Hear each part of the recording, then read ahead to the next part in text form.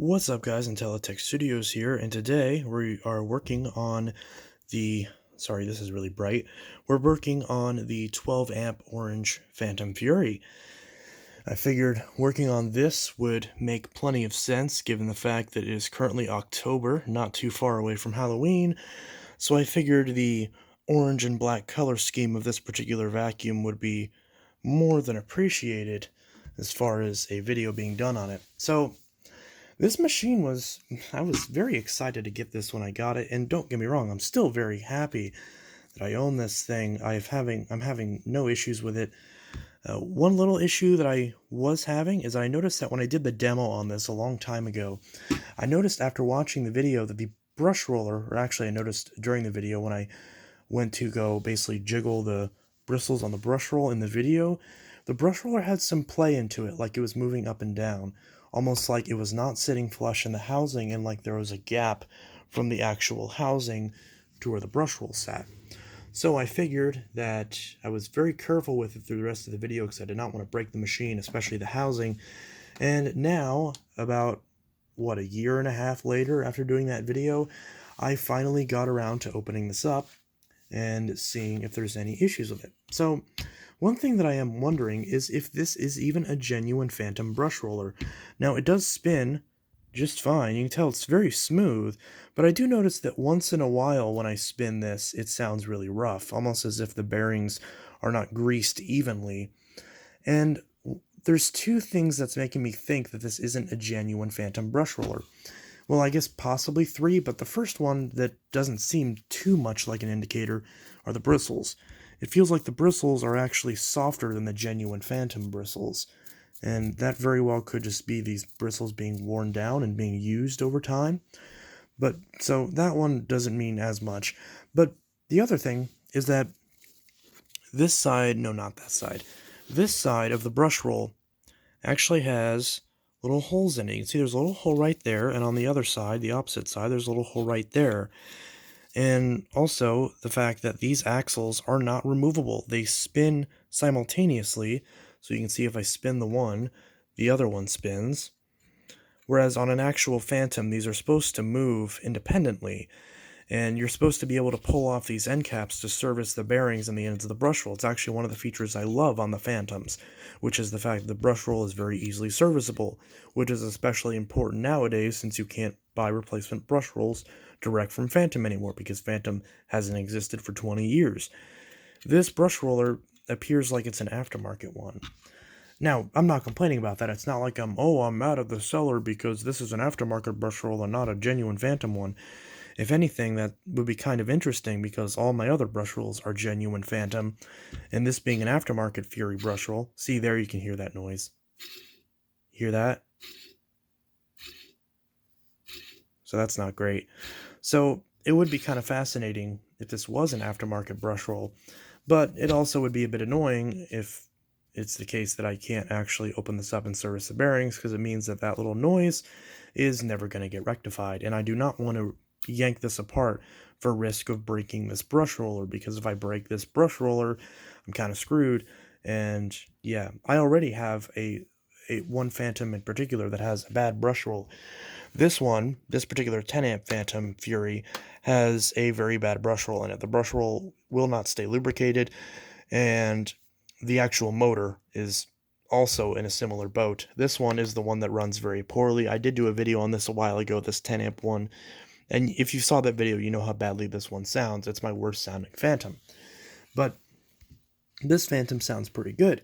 So I was just kind of checking up on this to see how well this runs, because that's really the only issue with it, is that, well, the brush roll has a little bit of play in it. So I don't really know what else I can do, so I guess we'll just put this back together and see.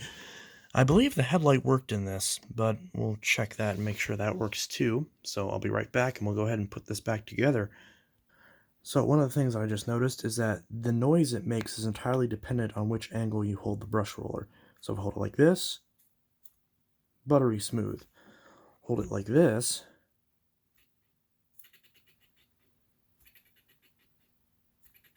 rough. So it seems like the issue is on this side, which is the side that is furthest from the belt. Ironic, because normally the belt side is what has problems. Because the belt side is usually where there's the least amount of airflow, therefore more likely for stuff to get stuck in there and mess up that bearing. So that's a bit interesting. I don't know how I can get in there and lubricate that and make sure that runs good, so I guess there's not much I can do. So I guess we'll put this back together like I initially just said I was going to do and see how it sounds. Also, looking at this belt, you can see it says EURZ, so I'm assuming that means Eureka Style Z belt, which is not exactly the correct belt, but I'll be honest, I use this machine so infrequently that I'm not really concerned if the belt on it is incorrect, as long as it works. The actual Fury that I do use on a semi-regular basis is the one that I have the proper Dirt Devil belts in. So, with that in mind, we'll put this back together. Ironically, it spun pretty rough when it was loose, like just the brush roll in the housing, but then once I put the belt on and then started spinning it now, it seems to spin normally, which is weird. Almost like the belt is putting tension on it and keeping it from turning in the way that causes it issues, which almost makes me wonder if the issue with the brush roll is actually caused as a result of the belt putting uneven pressure on this brush roll.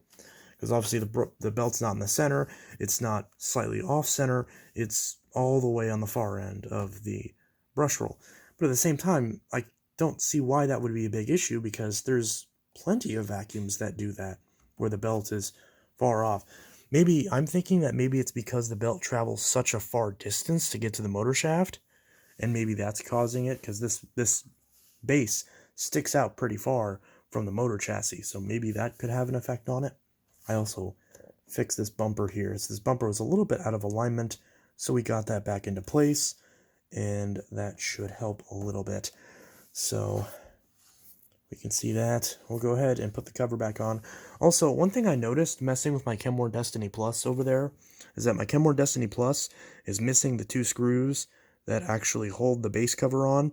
So if someone has these 2 screws that go to the Destiny Plus and the Thunder and all that, please let me know. I would like to purchase them, because that machine is missing both of the screws that hold the base on, hold the base down and screwed into place. So I need to get those for that machine, as well as attachments, of course. I need 1 million Fantom attachments, so I'm also looking to purchase a good amount of Fantom attachments, because a lot of my Fantoms need attachments, including the ones that I'm about to get. So there's that.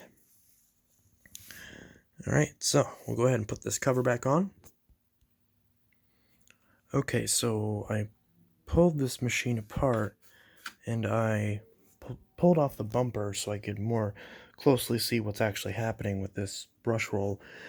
And unfortunately, it looks like the issue is actually with the housing. Because you can see right there, there's a good amount of side-to-side play where the brush roll sits on the left side, facing towards the front of the machine, the left side of the housing. And that really is a shame. I really hope that's just the brush roll and not the housing, because otherwise this housing looks borderline brand new. There's no cracks anywhere in it. There's barely any scratches on this bottom assembly. It's in really good shape, and I would hate to have to not be able to use it, or not be able to properly utilize it, at least on occasion, because the housing is essentially worn away from play in the brush roller, and that is really unfortunate. So here's the deal. I'm pretty sure I had a new old stock brush roller somewhere, so I'm going to go look, because I believe that was at this house. I'm going to go look and see if I can find that, and see if I can pop that in here and see if that makes a difference as far as the the ability for the brush to sit tight in there. Hopefully that's just a manufacturing defect with this brush roller and not with the actual housing itself. So we're going to set this stuff aside, and I'm actually going to move that out of the way, move that out of the way, move that out of the way, Because I believe... Oh, of course it's in the first thing that I look at. Yeah, I believe this was it. Or is this the new old stock one? Well, regardless, it's a spare Fury brush roll. Because I believe this is Fury. This isn't Thunder, to my knowledge. Help if I can get the tag off. What does this tag say? Okay, so this is a used one, not a new old stock one. This is Phantom Fury. Okay, so in that case, didn't I have an NOS one? I could have sworn that I had an NOS one. Got some cords, not quite a lot. ECO7 filter. That's... what do I have in here? Filters and whatnot, some bags,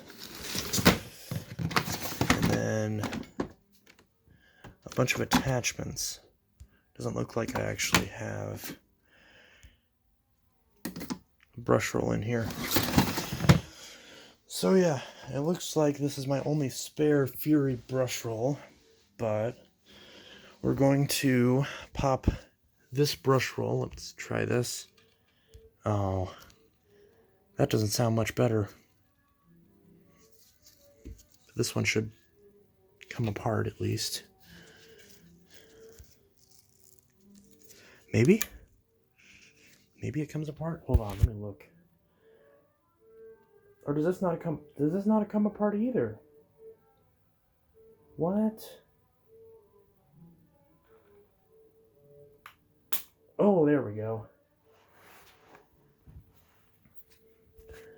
Popped right out. And does this side pop out too? Sorry this is off camera, guys. Sorry that this is dark. But come on. I'm trying to get this. There we go, making some progress. Trying to pull this off without breaking it.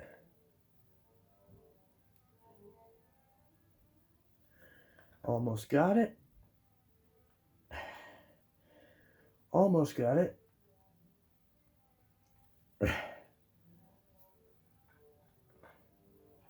Almost got it. Oh, come on. I really don't want to pry this. I don't want to damage this. Okay, give me a sec. Alright, so I got this end out without breaking it, thankfully. Got it off in one piece. Here's the other end cap. Here's the brush roll. Here you can see the wood inside there. Sorry if there's not a lot of light. It feels like there's too much light, but it also feels like there's not enough light somehow. Which I don't know how you can have both those at the same time, but there we go. Sorry, I didn't think to do that before. So there's the inside there. You can see my fingers are purple as a result of pulling this apart. Thankfully, this little screwdriver was able to help me in pulling this apart. And more importantly, here's the belt side, which is usually the culprit on these. And one thing that I love about these Phantoms, you can literally unscrew this cap and get access to this bearing. Or at least I believe that was the case. It's been a while, but we can see this looks like the problem. Some dog hair wrapped around this end cap. The usual suspect for a rough brush roller. And that's about it. So, you can see right there, this bearing does spin. So we'll mess with this a little bit. We get some oil, and that should take care of that. I was right about that end piece. A little bit of oil in there, never hurt nothing. There we go, that's back together. Now, the actual little holes, the ones where the pegs go in to brace it, and the screw holes are equidistant from each other, so you don't have to worry about screwing it up. But when you put the screws in, put both of them in halfway, so that way you have it lined up correctly before you tighten it. Do not over tighten it. Once the screw goes in all the way and it's flush, don't turn it anymore. And for the love of God, do not use a electric screwdriver or drill or anything. You will likely split this brush roller in half if you try to do that. And I'm sure if you're working on Fantom, that's the last thing you want to do. So this side's done, and we can put this back together. Put a little bit. This bearing still seems okay. Actually, that's a little bit squirrely. A little bit of lubrication will take care of that. Doesn't really seem like the bearings actually need repacked fully quite yet, but it's getting pretty close. So that is that, and we'll get this back together. I also just noticed that there are bristles on the belt side, so maybe where these holes are actually just where bristles originally were, and the bristles perhaps got ripped out. Yeah, it's entirely possible. Anyways, so we'll put in this brush roll and see what it does. So this brush roll, if you can hear that, does not sound the greatest. It makes more noise than I'm comfortable with. But the good news is that it is tight in there. It is not moving at all. There is no play in this brush roller whatsoever. Also, it looks like the bristles are actually shorter than the brush roll that came out of it. So it actually does look like that the issue is not the housing, it's just the brush roller. So in that case, I will still leave this brush roll in here and swap it out, because I do not want to run it with a brush roller with play in it, because that can potentially damage the housing after a long period of time, and I don't want that to happen. But regardless, this belt is a little bit loose, but still, we're going to go ahead and I'm going to put the bumper back on, put the base back on, and we're going to see how well this runs with that brush roll in, and see if there's any appreciable improvement. So, excuse me, wow, that's what I get for drinking a large raspberry peach mellow yellow from the movie theater. Anyways, so we're going to go ahead and put this bumper back on, and hit this other one. We're going to put that bumper back on, put this back together, and see how well this runs. So, unfortunately, look at that. Even though this base plate, the top cover, is on as far as it'll go, there's still a significant gap. It's screwed in and everything. Like, I hinged it on correctly. I made sure to put this bumper on correctly. And it's still, even if I hold it, like, clamp it shut with my hands. Well, if I do that, the brush roll's fine. But then if I let go and it separates a little bit, it will not stay. This does not want to focus on this. It does not want to stay. You can see how much the top cover is flexing, especially in the center. That does not. Look at how much play there is in the brush roll.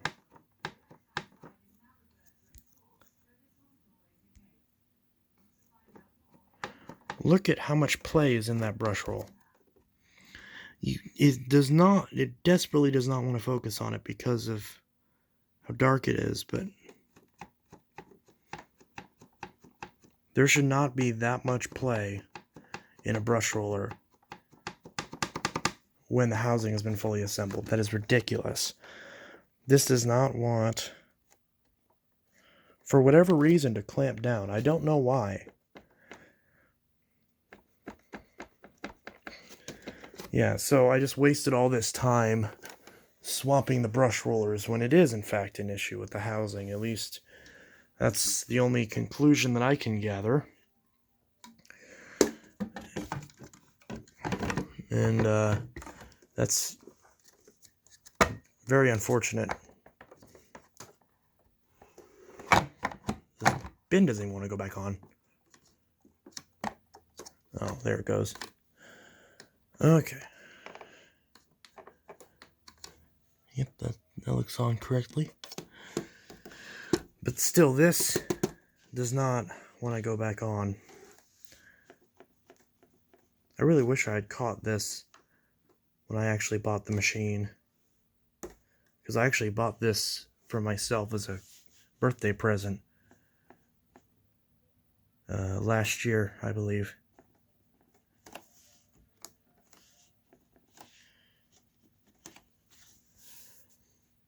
So yeah, that's unfortunate. So, for whatever reason, if anyone has any advice as to how I can get this to actually, because you can see right there, because you can see the metal sticking out from the brush roller, it pushes back in, but it does not stay. It pops up. There's way too much play in this top housing, and that's very frustrating, because it means the brush roll, new or old, will just simply not fit into place. And that really sucks. And that, it's just one of those things where it's like, I really wish I could fix that, because I want this machine to run perfectly, but it just doesn't seem like it's going to. So, with that, I apologize for the background noise. I am at my dad's after all, so he's doing whatever. But, fluff trap looks good. Second fluff trap looks good. I don't feel like pulling that out. This one has 2 fluff traps for some reason. It's interesting. Those of you who didn't see the base plate last time, it's a 2000 model Fury. So, 2 fluff traps, no reset button. And this style of carry handle, this nice, like rubberized finish. But it's still like wavy on the underside, so it's pretty comfortable to hold. Compared to older style Fury. But yeah, so that's unfortunate. So that's not gonna be perfect. But I figured some of you probably want to see this running again anyways, regardless. So we'll make sure there's no oil on the rug, because I do not want to suck up oil in a Fantom. Also, this Dyson will be sold soon. Dylan's buying this from Dylan Pereira Cleans.